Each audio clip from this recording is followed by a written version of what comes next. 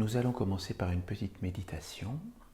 Et puis, ce que je vais rechercher à provoquer chez vous dans cette méditation, c'est une recherche d'intimité avec votre conscience, avec ce qui est pur à l'intérieur de vous, de toute éternité. J'aimerais que vous arriviez, par cette méditation, à vous connecter à cet état d'être à l'intérieur de vous.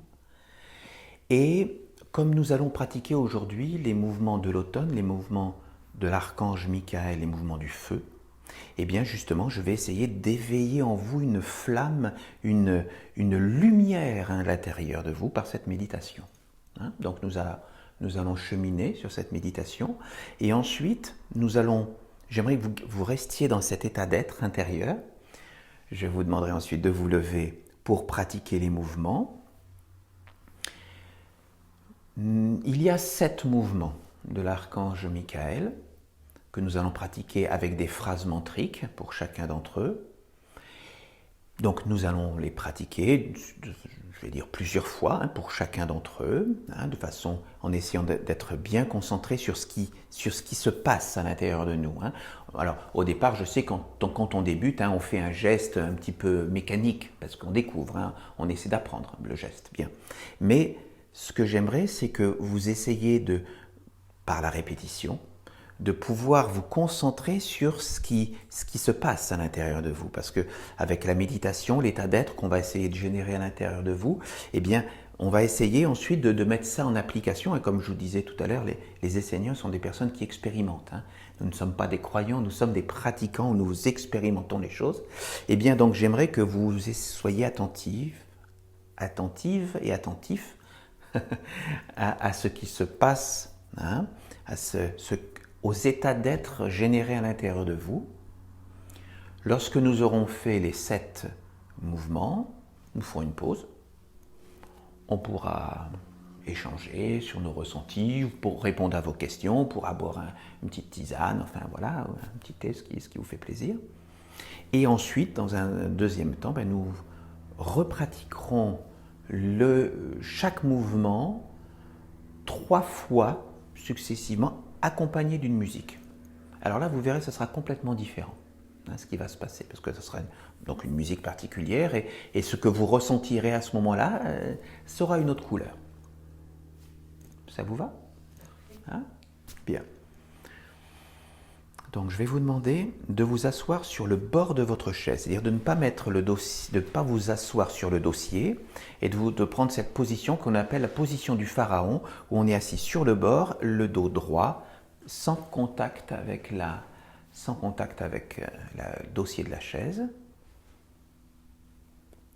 Et je vais vous demander tout d'abord de prendre conscience de votre appui sur votre chaise et de laisser tout le poids de votre corps sur la chaise. Je vais vous demander de prendre une grande inspiration.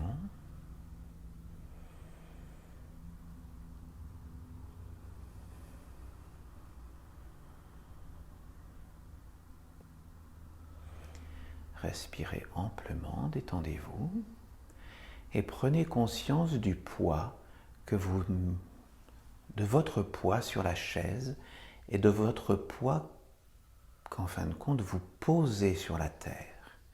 Vous posez tout votre poids sur la terre mère qui nous porte. Vous laissez ainsi tout le poids de votre vie, tout le poids de vos soucis, tout ce qui vous préoccupe sur la terre-mère qui vous porte. La terre-mère qui nous donne la vie, qui nous donne notre corps, qui nous donne notre nourriture. Et donc, nous avons un instant pour penser à elle et pour la remercier. Nous remercions la terre-mère pour tout ce qu'elle nous apporte. Nous pouvons ainsi laisser tous nos soucis à la terre-mère, elle qui nous nourrit, qui nous lave comme une mère peut laver son enfant, car nous sommes ses enfants et nous la remercions. Nous prenons conscience d'elle. Maintenant, je vais vous inviter à prendre conscience de votre cœur et d'une lumière dans votre cœur.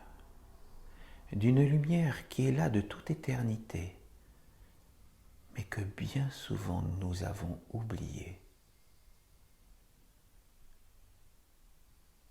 Nous prenons conscience de cette lumière, de cette flamme au centre de notre cœur, de cette flamme qui nous inonde de sa lumière.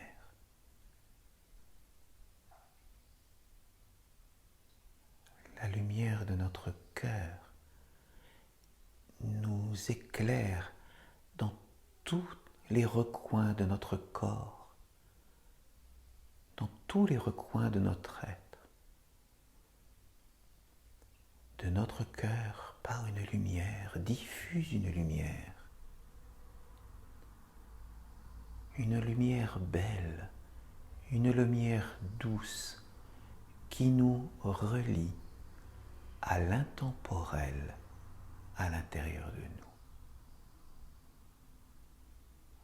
Ressentez cette flamme, ressentez cette beauté à l'intérieur de vous. Cette beauté qui vous relie au sacré, à tout ce qui est plus pur de toute éternité. Tout votre corps est inondé par cette lumière. Cette lumière qui est toujours là, mais que bien souvent nous ne voyons plus.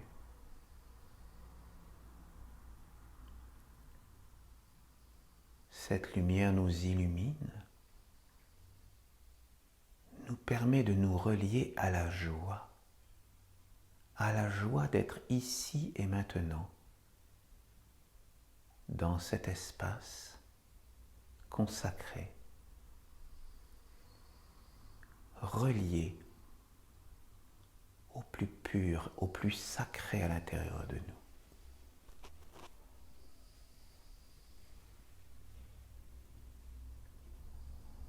Avec cette flamme au milieu de notre cœur, nous ressentons une chaleur, une douce chaleur qui nous illumine, qui nous inonde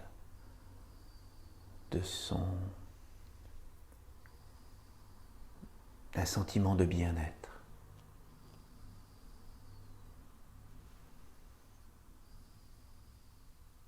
Nous ressentons la chaleur de notre cœur à l'intérieur de notre corps.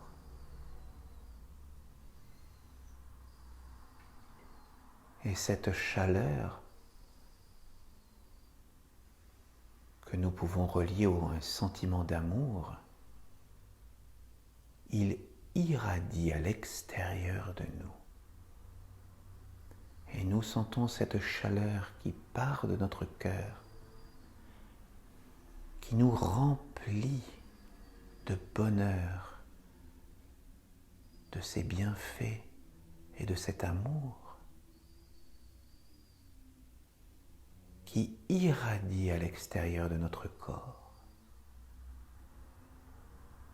Nous sommes comme des phares qui illuminons tout autour de nous tous les êtres qui s'approchent de nous.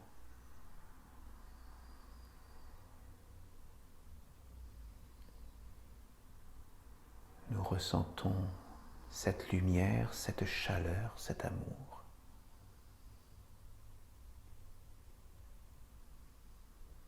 Et nous ressentons également, et nous saisissons la force de la vie qui émane de cette lumière, de cette flamme au centre de notre cœur. Cette flamme est une force, une énergie qui nous inonde de sa vie.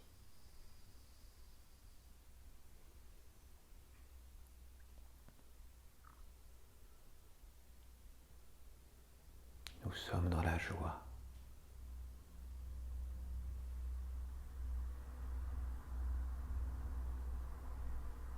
Nous ressentons la vie à l'intérieur de nous.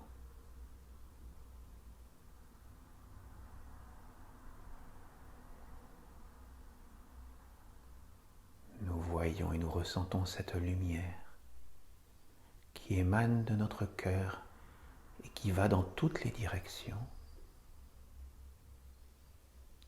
Nous sommes comme des phares, comme des lumières.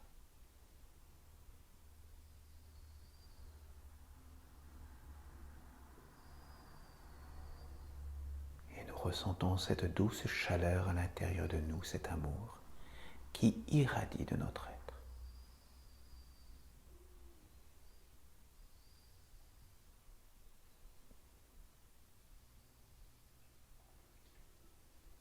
En lien avec le plus sacré à l'intérieur de nous.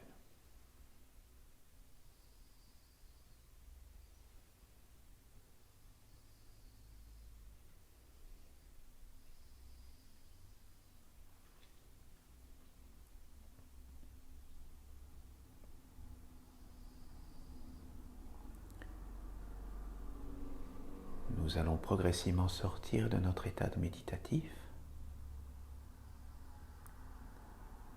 et nous allons essayer de garder cette belle lumière qui vit à l'intérieur de nous. Nous allons essayer de la conserver pendant que nous allons faire les mouvements. Nous allons conserver cette chaleur, cet amour à l'intérieur de nous et cette force de vie qui irradie à l'extérieur de nous. Nous allons donc essayer de la mettre en mouvement.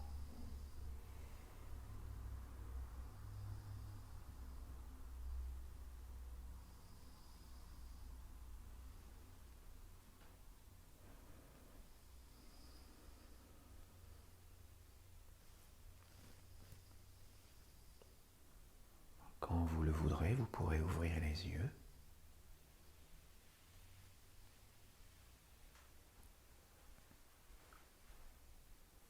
Et je vais vous proposer, quand vous le souhaiterez, de vous mettre debout, en cercle, en faisant attention à ne pas passer devant la caméra.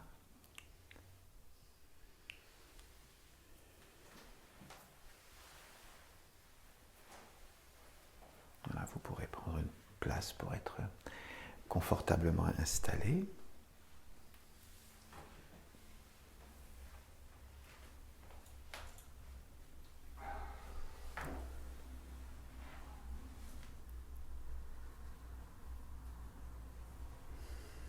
Tu veux un coup de main?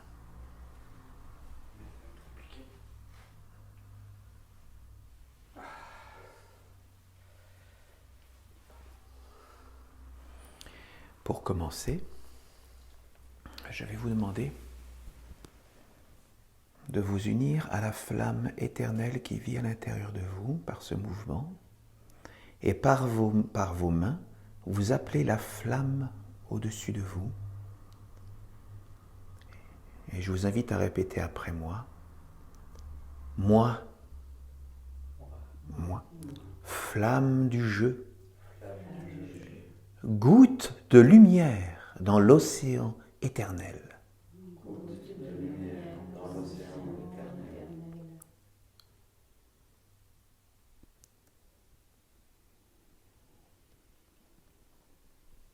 Vous pouvez descendre vos mains et les mettre devant votre cœur.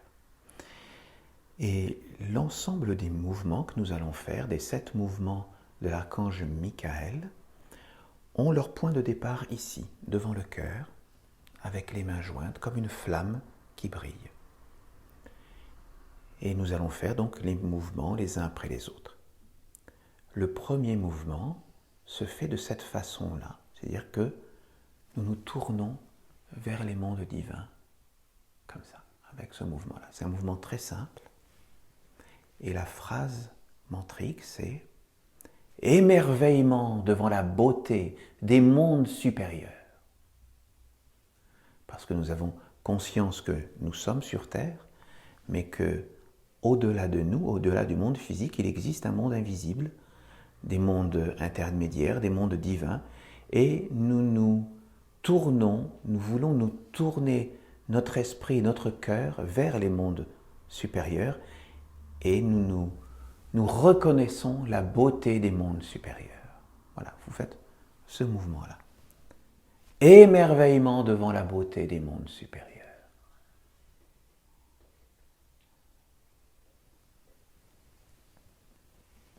Okay. Émerveillement devant la beauté des mondes supérieurs.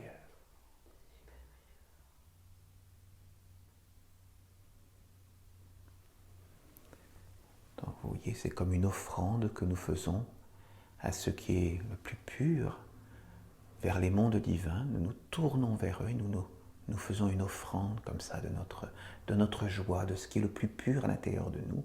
Et nous sommes émerveillés par les mondes supérieurs.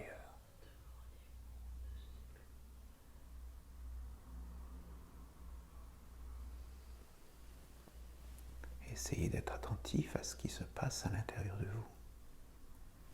Émerveillement devant la beauté des mondes supérieurs.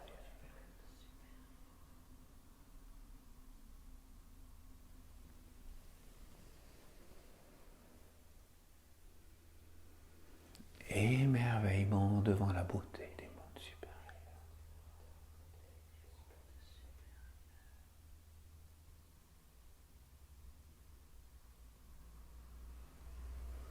C'est par notre aspiration, c'est par notre volonté, c'est par toute la conscience que nous mettons dans notre geste que nous pouvons nous relier à ce qui est le plus pur à l'intérieur de nous.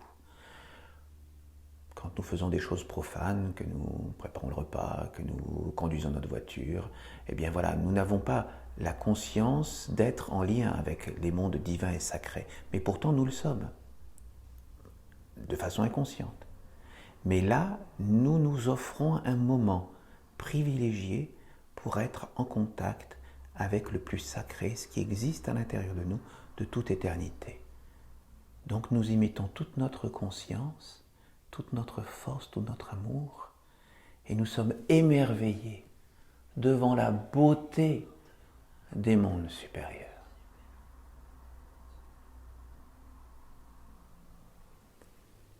Ressentez cette joie et ce privilège que vous avez de vous tourner à l'intérieur de vous et de vous consacrer un peu de temps pour ce qui est le plus sacré à l'intérieur de vous. Émerveillement devant la beauté des mondes supérieurs.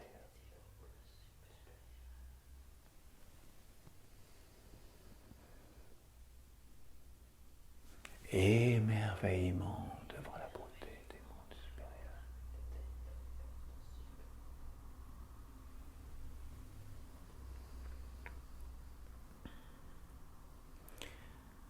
Le deuxième mouvement va rechercher à nous mettre,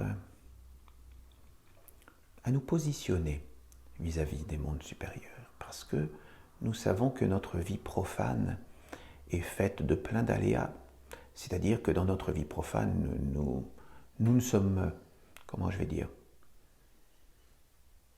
nous ne sommes pas préoccupés exclusivement par les mondes divins, évidemment. Dans les mondes profanes, nous avons notre vie profane. Et notre vie profane avec ses aléas. Mais nous avons quand même conscience qu'il existe des règles, des lois éternelles, et que, bon an, mal an, on essaie, quand on est sincère dans sa vie, on essaie de suivre des règles, une certaine éthique personnelle, par exemple. On essaie d'avoir une vie qui peut être conforme à certaines règles. Alors ça peut être les règles de la société, quand par exemple on nous dit « tu ne tueras point ». Bon, ça c'est des règles que la société a, comment je vais dire, s'est accaparée de préceptes religieux au départ. Mais nous avons conscience que il y a des règles, mais que nous ne les connaissons pas forcément toutes. Les règles qui existent de toute éternité. Les règles qui doivent régir les rapports humains, les rapports entre tous les êtres d'ailleurs. Et lorsque nous ne suivons pas certaines règles, eh bien nous nous rendons compte que dans notre vie, nous sommes, je vais dire, bloqués parfois. Nous rencontrons des difficultés dans la vie et ces difficultés sont là pour nous apprendre, parce que la vie est une grande école. Et donc, lorsque nous rencontrons des difficultés, nous devons analyser les choses et comprendre quelles règles nous n'avons pas forcément bien suivies, qui fait qu'on s'est séparé un peu du chemin. Et donc, d'une certaine façon, nous devons avoir une certaine retenue et une certaine, je vais dire, attitude intérieure de respect et de recherche pour essayer de connaître ces lois divines. Alors, le deuxième mouvement, j'y viens, parce que si j'étais un petit peu long pour vous expliquer ces choses-là, c'est que la phrase mantrique est une phrase qui peut paraître un peu étonnante, mais je voulais donc essayer de vous donner ces préliminaires pour vous expliquer un petit peu.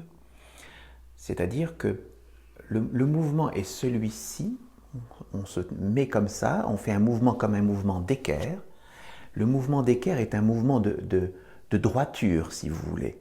On essaie de trouver qu'est-ce qui va être droit à l'intérieur de nous pour essayer d'être en lien avec les règles universelles et intemporelles qui ne nous appartiennent pas, qui appartiennent à aucune religion, mais qui appartiennent simplement à l'univers, si je peux dire. Et donc la phrase mantrique, c'est « crainte envers moi-même, respect de la loi divine ». Et oui, crainte, parce que si on débloque complètement, excusez-moi de l'expression, eh bien, on peut se mettre dans de graves difficultés dans notre vie. Donc, il faut être attentif à ce que l'on fait de notre vie. C'est pour ça qu'on va dire crainte envers moi-même, mais on cherche à respecter les lois divines, que nous ne connaissons pas toutes, évidemment. Nous sommes des étudiants sur le chemin. Mais voilà, nous cherchons à les connaître. Et donc, en faisant ce mouvement crainte envers moi-même, respect de la loi divine, eh bien c'est un moment où on se dit, on veut prendre conscience de ses propres limites, de ses imperfections, de ce que l'on veut encore apprendre et que nous ne connaissons pas, et nous le disons dans ce mouvement. Quelque part, que nous voulons apprendre à connaître ces lois divines. Crainte envers moi-même, respect de la loi divine.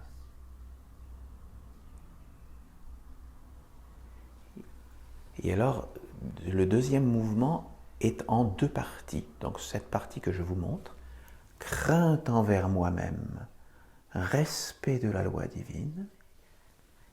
Et la deuxième partie du mouvement ressemble à ce que nous avons fait au départ, mais en mettant les mains peut-être un peu plus haut, c'est-à-dire comme ça, et en écartant, voilà.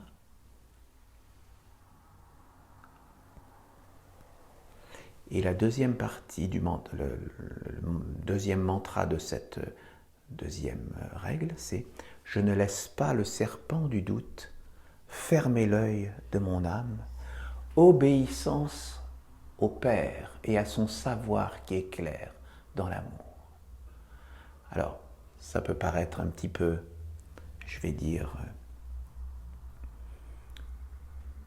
particulier, cette phrase, c'est que le serpent du doute, c'est ce qui, à l'intérieur de nous, va chercher à nous faire chuter bien souvent de nos bonnes intentions, de notre volonté de pouvoir faire de belles choses. Nous avons le serpent du doute qui vient parfois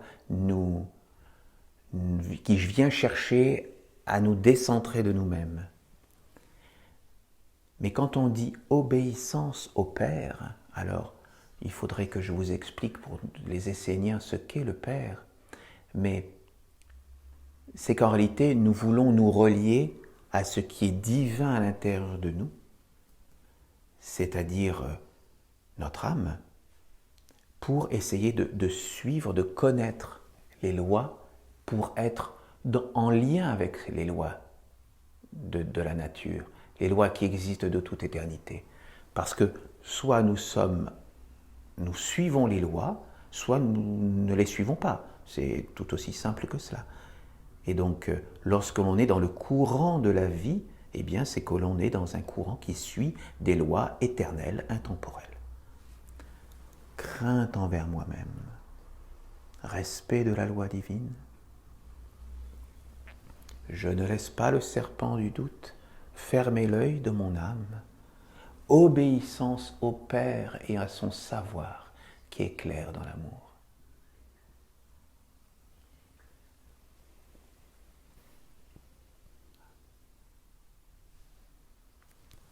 Crainte envers moi-même, respect de la loi divine. Je ne laisse pas le serpent du doute fermer l'œil de mon âme. Obéissance au Père et à son savoir qui éclaire dans l'amour.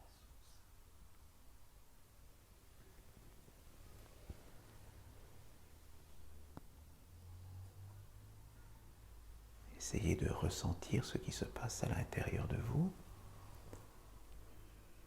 Crainte envers moi-même, respect de la loi divine. Parce que lorsque l'on débute des mouvements que nous n'avons pas l'habitude de faire, il est classique que les êtres qui vivent à l'intérieur de nous, parce que chez les Esséniens, nous considérons que tout est vivant et donc nous sommes fécondés par des êtres, par des pensées, par différentes forces qui sont déjà naturellement à l'intérieur de nous. Et donc lorsque l'on fait des mouvements comme ça qui sont un peu différents, qui sont dans une énergie particulière, eh bien ça peut les titiller, ça peut les chatouiller, ça peut les déranger, parfois au départ. Et donc on peut des fois ressentir des petites choses qui peuvent au départ être désagréables, c'est pour ça que je vous l'explique. Et donc, après, vous ressentez, c'est à vous de ressentir ce qui se passe à l'intérieur de vous. Je ne laisse pas le serpent du doute fermer l'œil de mon âme. Obéissance au Père et à son savoir qui éclaire dans l'amour. Alors je vais vous donner aussi une information, parce que je vous ai dit, il serait quand même utile que j'explique le mot Père. Donc, pour les Esséniens, Dieu est un. Ça, vous allez dire, c'est pas une nouveauté, dans beaucoup de religions, c'est cela. Mais pour les Esséniens, Dieu a deux polarités indissociables, le Père et la Mère. C'est-à-dire que nous ne pouvons pas comprendre que Dieu soit simplement le Père. Pour nous, Dieu est Dieu, Père, Mère. Il y a une polarité féminine et une polarité masculine. Comme les taoïstes, par exemple, l'ont parfaitement décrit, les bouddhistes également, le yin, le yang, vous savez, toutes les deux polarités qui structurent et qui tiennent l'ensemble de la création de l'univers. Donc une polarité masculine, une polarité féminine. Le Dieu, la mère, c'est que nous pouvons expérimenter, parce que pour un Essénien, si vous lui demandez de prouver l'existence de Dieu, c'est très facile. Parce que Dieu est Père-Mère, Dieu la mère, nous la connaissons, c'est Dieu dans le visible, c'est la mère nature, c'est la mère terre qui nous porte. Tout le monde visible, c'est Dieu la mère. Et nous avons au-dessus de nous Dieu le Père dans l'invisible, le pôle masculin, et nous avons le pôle féminin. Et Dieu, c'est tout cela, c'est cette existence, cette union du masculin et du féminin. Donc, si vous voulez expérimenter l'existence de Dieu, d'abord tournez-vous vers la mère, Dieu la mère qui nous porte, parce que c'est celle que nous pouvons le plus facilement appréhender. Et lorsque nous sommes enracinés dans Dieu la mère, nous pouvons à ce moment-là tourner notre tête, notre esprit, nos bras, toutes nos forces vers Dieu le Père. Mais voilà, pour nous, Dieu est vraiment cette union du Père et de la Mère. C'est vraiment quelque chose d'important à comprendre et à vivre, à expérimenter. Pour vivre avec Dieu, d'abord, vivons avec Dieu la Mère. Et ensuite, tournons-nous vers le Père. C'est la méthodologie vraiment particulière que nous avons. Donc ça, c'était le deuxième mouvement. Le troisième mouvement est celui-ci.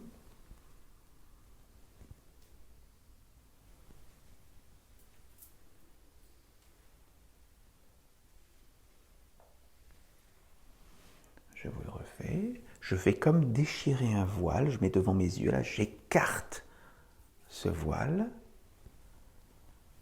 Ensuite, je réunis mes mains et je me laisse comme fécondé par une lumière qui viendrait m'inonder et je capte cette lumière que je reconnais. Voilà. Et la phrase mantrique est « Je ne me nourrirai pas du sombre ».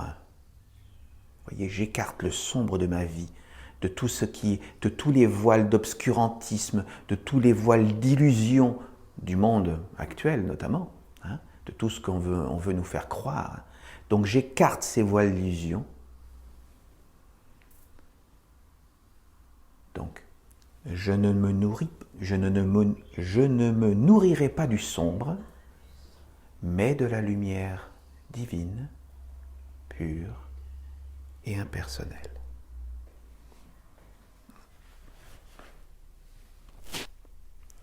Je ne me nourrirai pas du sombre,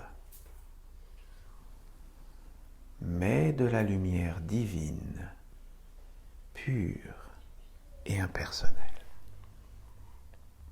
Voilà, parce que pour nous, ce qui est divin est forcément quelque chose d'impersonnel.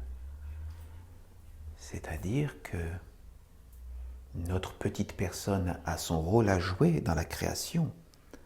Elle est très importante, mais Dieu ne peut pas s'occuper de notre petite personne en particulier. Nous sommes qu'un atome dans l'univers. Donc c'est pour ça que, pour nous rapprocher de l'éternel, de l'intemporel à l'intérieur de nous, nous devons rechercher l'impersonnel, c'est-à-dire ce qui existe à l'intérieur de nous de toute éternité. Notre petite personne, notre petit moi, bon, elle a son rôle à jouer, elle est indispensable, mais elle ne doit pas être le nombril de notre existence, du monde. Et donc, nous devons rechercher l'impersonnalité à l'intérieur de nous.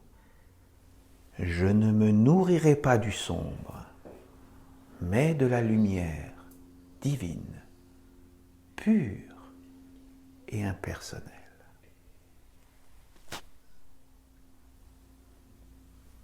Je ne me nourrirai pas du sombre,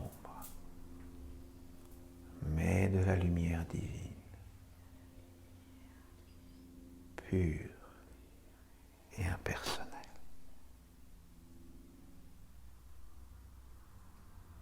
Je ne me nourrirai pas du sombre, mais de la lumière divine, pure et impersonnelle.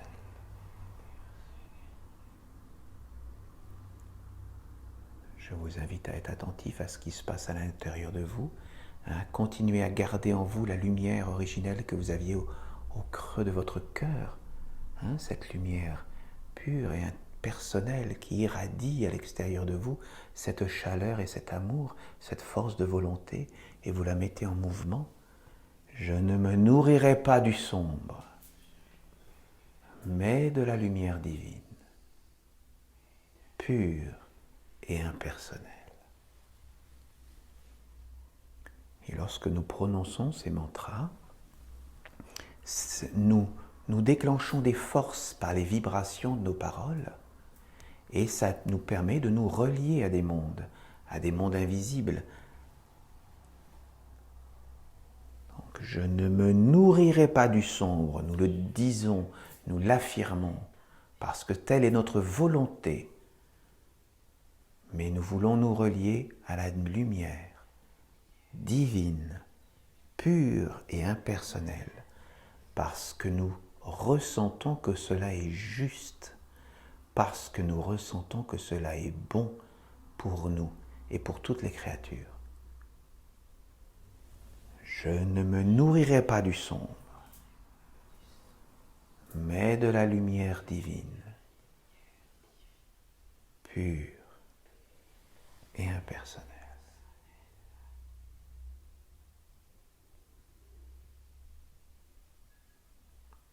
Le quatrième mouvement, qui sous certains aspects a quelques ressemblances avec le deuxième, et celui-ci. Alors vous allez dire, mais où est-ce qu'il retrouve quelque chose qui ressemble au deuxième? Eh bien, c'est que là, nous regardons notre vie pour nous analyser nous-mêmes et nous travaillons dans notre royaume, c'est-à-dire dans notre vie, dans notre corps. Notre corps représente le royaume dont nous sommes le roi ou la reine. Hein. Et donc, à partir de ce moment-là, nous regardons notre vie et nous voulons être actifs et être les rois et pas nous laisser manœuvrer, guider, manipuler par toutes les informations du monde ambiant qui est là pour nous dire ce que nous devons faire, ce que nous ne devons pas faire. Nous sommes dans un monde où on veut constamment nous diriger à notre insu.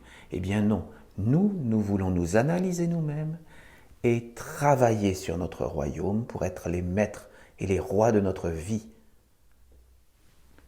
Donc le mantra, c'est « Je m'analyse moi-même et je travaille sur mon royaume ». Et nous tenons comme un bâton, le bâton de notre vie que nous plantons dans le sol, pour être stable dans notre vie. Je m'analyse moi-même et je travaille sur mon royaume.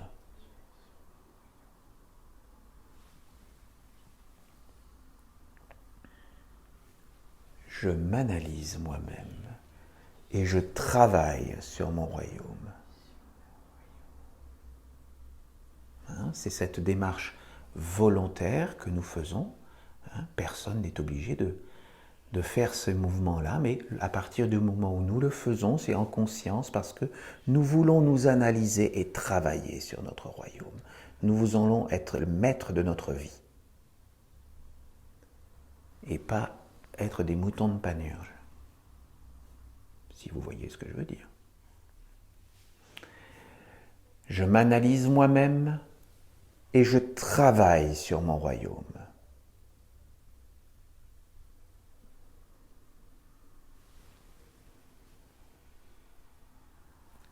Je m'analyse moi-même et je travaille sur mon royaume.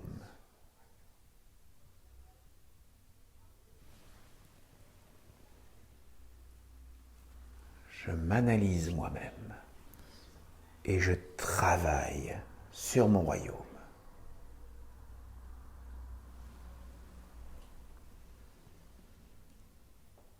Donc soyez toujours attentifs à ce qui se passe à l'intérieur de vous. Je m'analyse moi-même et je travaille sur mon royaume. Est-ce un sentiment de bien-être que vous ressentez ou quelque chose de désagréable peut-être à l'intérieur de vous? Il faut être conscient de ce que l'on ressent pour pouvoir analyser ce qui se passe à l'intérieur de soi-même et pouvoir travailler sur nous-mêmes. Je m'analyse moi-même et je travaille sur mon royaume.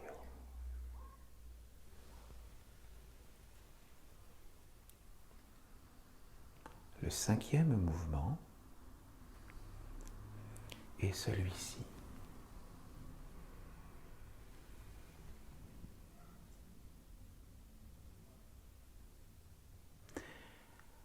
Lorsque je fais ce mouvement, je fais d'abord un mouvement d'ouverture où je m'ouvre vers ce qui est plus grand que moi. Et ensuite, je forme comme un cercle, comme le cercle du soleil, et ma tête est au centre du soleil. Et je reviens ensuite à la position initiale. Et la phrase mantrique est « Devant la flamme de mon être, je m'éveille. Un avec elle, je veux vivre et agir. » Parce qu'on ressent que la flamme à l'intérieur de nous est vraiment quelque chose de sacré et de primordial à pouvoir faire grandir et à pouvoir nous unir avec notre flamme intérieure. C'est notre être éternel. Et donc lorsque nous nous unissons avec elle, voilà, devant la flamme de mon être, je m'éveille. Donc nous devons pouvoir nous éveiller à cette flamme. Et nous devons pouvoir nous unir à elle. Un avec elle, je veux vivre et agir. Parce que lorsque l'on arrive à se relier au plus pur à l'intérieur de soi, eh bien c'est cette partie-là à qui nous voulons donner la primauté pour pouvoir être dans l'action juste, dans la vie juste, dans la vie belle et en lien avec ce qui est éternel à l'intérieur de nous. Devant la flamme de mon être, je m'éveille. Un avec elle, je veux vivre et agir.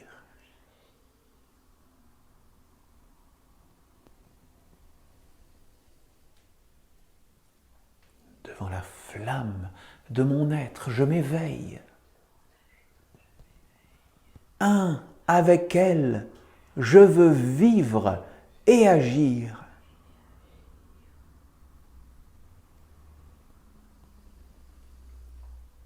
C'est une joie et un privilège d'être en lien avec son être éternel, en lien avec sa flamme. Donc vraiment, on doit ressentir une joie, on doit s'ouvrir et s'unir à elle pour vivre et agir. Devant la flamme de mon être, je m'éveille. Un avec elle, je veux vivre et agir.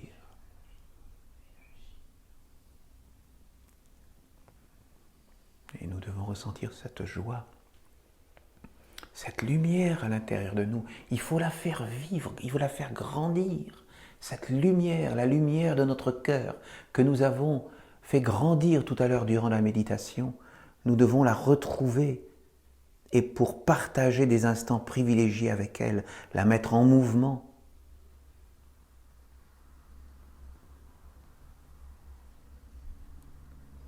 Devant la flamme de mon être, je m'éveille.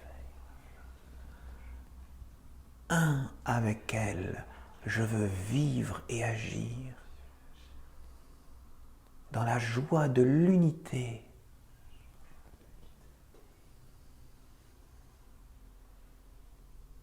Devant la flamme de mon être, je m'éveille. Un avec elle, je veux vivre et agir.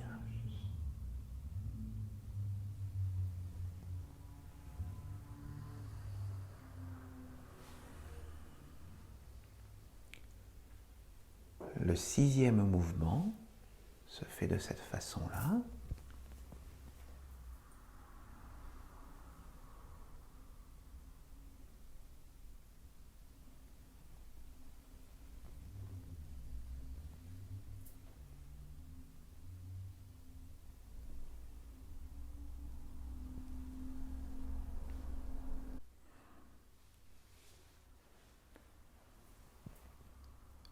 J'accueille avec honneur celui qui ne juge pas, qui aime dans le Père et qui jamais ne m'abandonne.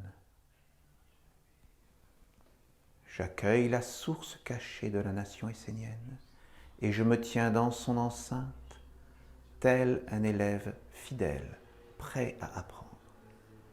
Alors, l'explication. J'accueille avec honneur celui qui ne juge pas, c'est-à-dire que en réalité, lorsque l'on veut se relier à ce qui est le plus pur à l'intérieur de nous, nous ne sommes pas jugés, nous n'avons pas à être jugés. Nous sommes, pris tels que nous sommes. Si nous sommes capables d'aller vers le plus pur, nous allons vers le plus pur. Si nous avons des choses qui entravent notre vie, eh bien nous restons où nous en sommes. Mais il n'y a pas de jugement, il n'y a pas de jugement de valeur. Donc nous accueillons la lumière qui vient, la lumière la plus pure, la plus sacrée, et nous pouvons nous relier à la source de la nation essénienne, c'est-à-dire à la source du courant d'Enoch, qui existe de toute éternité. Et nous voulons être comme un élève fidèle, prêts à apprendre, parce que nous savons que nous sommes sur un chemin, nous avons à apprendre. Donc nous nous relions à ce qui est intemporel et nous savons que nous ne sommes pas jugés. J'accueille avec honneur celui qui ne juge pas, qui aime dans le Père et qui jamais ne m'abandonne. J'accueille la source cachée de la nation essénienne et je me tiens dans son enceinte, tel un élève fidèle, prêt à apprendre.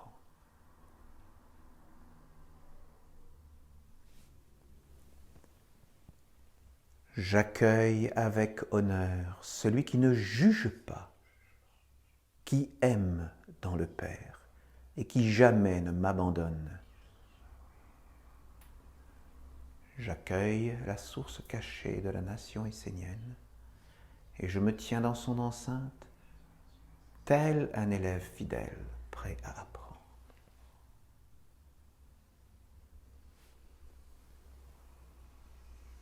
J'accueille avec honneur celui qui ne juge pas, qui aime dans le Père et qui jamais ne m'abandonne.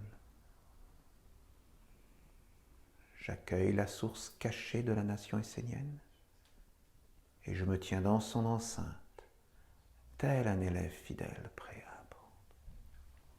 Alors on parle d'enceinte de la nation essénienne. Il est peut-être utile d'expliquer cette expression parce que lorsque l'on découvre les mouvements, ces mouvements-là, eh bien au départ, voilà, on vient, on découvre, mais on n'a pas fait le choix particulier d'être forcément essénien. On a le droit d'avoir une vie profane et de venir découvrir et pratiquer des mouvements esséniens, sans être particulièrement esséniens. Ceux qui le souhaitent, à un moment de leur parcours, peuvent dire devant les mondes invisibles qu'ils font le choix de devenir esséniens parce que ça correspond à leur cheminement personnel. Il s'agit d'une petite cérémonie qui dure quelques minutes et à partir de ce moment-là, la personne a dans ses corps subtils des sceaux invisibles qui font qu'elle est reconnue par les mondes divins comme faisant partie donc de la fraternité, de la famille, on peut dire essénienne. Comme on peut faire le choix d'être catholique, bouddhiste, enfin peu importe, hein, tout ça ce sont des familles. Bien. On peut faire ce choix-là. Et donc, lorsqu'on fait le choix d'être essénien, on est dans ce qu'on appelle la nation essénienne. Alors ça peut paraître étonnant de parler d'une nation, mais quand on parle de nation, en réalité on parle d'égrégore. Nous sommes français, nous faisons partie d'un égrégore qui est l'égrégore français. Mais nous avons aussi la possibilité de faire partie de l'égrégore des joueurs de pétanque, ceux qui font du tricot ou de l'église, quelle qu'elle soit. Nous faisons partie de différents égrégores. Et la personne qui souhaite devenir essénienne fera donc à partir de ce moment-là partie de ce qu'on appelle l'égrégore de la nation essénienne, parce que donc notre mouvement est reconnu comme un mouvement d'une nation, parce qu'on parle d'égrégore de nation. Parce que pour rentrer un peu plus dans les détails, là nous faisons ce qu'on appelle les mouvements de l'archange Michael, et il faut savoir que dans la hiérarchie, les anges peuvent s'adresser à des êtres humains, mais les archanges ne peuvent pas s'adresser à des êtres humains, ils s'adressent à des nations, par l'intermédiaire éventuellement de leurs représentants, c'est-à-dire de leur chef d'État. Donc, lorsqu'une personne peut avoir un lien avec un archange, c'est parce que cette personne est un chef d'État. Donc, dans la hiérarchie de la nation essénienne, nous avons un chef d'État qui est le chef de la nation essénienne. Chef, on n'emploie pas ce terme-là. C'est pour être employé un mot profane que j'emploie ce terme-là. Pour nous, c'est un pasteur. Bien. Et donc,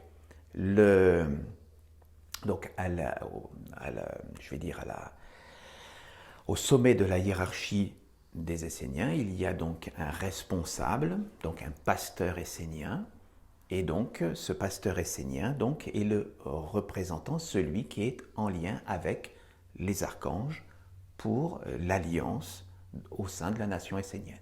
Parce que comme je le dis, les archanges ne s'adressent qu'à à des nations, à des égrégores de nations, et donc par l'intermédiaire de son chef d'État ou de son représentant, quoi, de son chef d'église. Voilà, donc j'espère ne pas avoir fait trop de digressions. Donc, nous allons passer maintenant au 7e et dernier mouvement, qui ressemble au départ au 6e.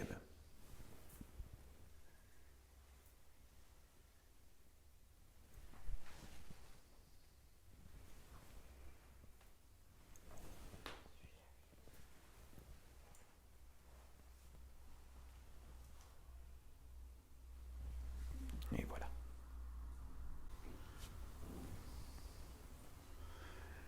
Je veux, j'admets et j'accepte que l'être véritable je suis, son enseignement et son école me délivrent de toute obscurité, afin que le sombre ne soit pas nourri en moi, et que mes pas se posent sur le chemin que le Père a voulu pour moi au commencement des temps. Donc au départ de ce mouvement, nous allons nous relier avec ce qui est le plus pur à l'intérieur de nous, avec le jeu éternel, avec notre âme. Et ensuite nous disons que nous ne voulons pas nous relier avec ce qui est indésirable dans notre vie, donc nous allons faire comme un mouvement de coupure pour nous couper de ce qui est sombre, de ce qui peut vouloir nous relier à quelque chose de trop bas sur le plan énergétique. Vous voyez, avec ma main, elle fait comme si elle coupait quelque chose, comme une faux. Hein?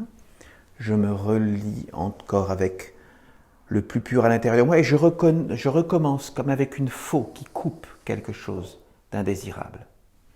Et ensuite, j'affirme que je veux me relier à ce qui est le plus pur à l'intérieur de moi, sur les pas que sur le chemin que le Père a voulu pour moi au commencement des temps.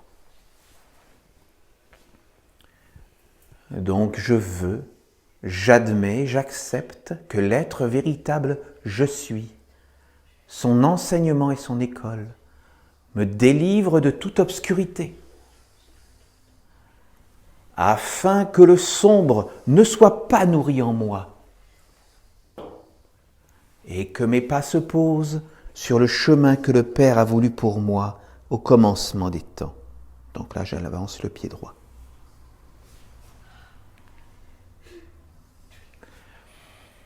Je veux, j'admets, j'accepte que l'être véritable je suis, son enseignement et son école me délivrent de toute obscurité, afin que le sombre ne soit pas nourri en moi, et que mes pas se posent sur le chemin que le Père a voulu pour moi au commencement des temps.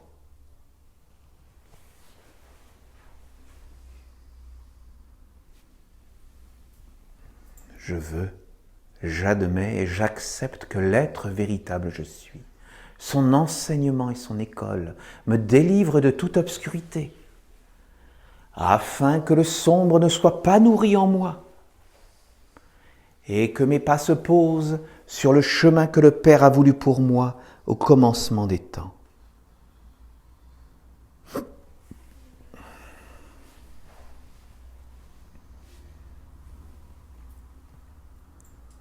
Je veux, j'admets et j'accepte que l'être véritable je suis, son enseignement et son école me délivrent de toute obscurité, afin que le sombre ne soit pas nourri en moi, et que mes pas se posent sur le chemin que le Père a voulu pour moi au commencement des temps.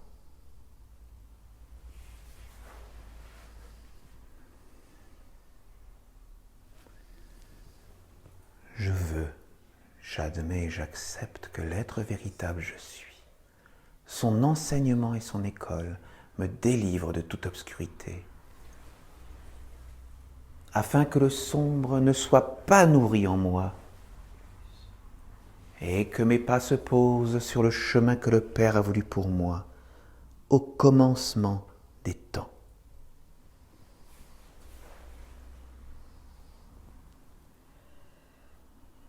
Je vous remercie de votre attention.